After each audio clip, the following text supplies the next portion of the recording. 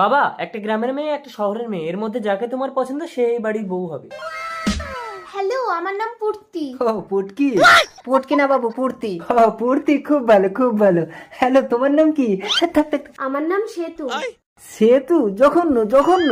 গ্রামের মেয়েরাই ভালো হয় বাবু। কি বলিস ঘামাচি, আমার তো পুটকিকেই ভালো লেগেছে। পুটকি বন্ধ করুন।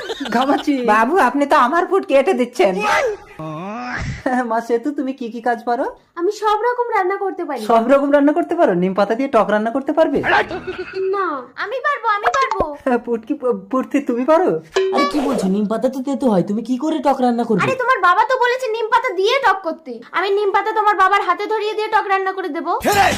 দেখেছিস ঘামাচি, শহরের মেয়ের কত বুদ্ধি। একেই আমার বউ করবো, আর এই সহজ সরল মেয়েটাকে আমার ছেলে বন্ধনের সাথে বিয়ে দেবো।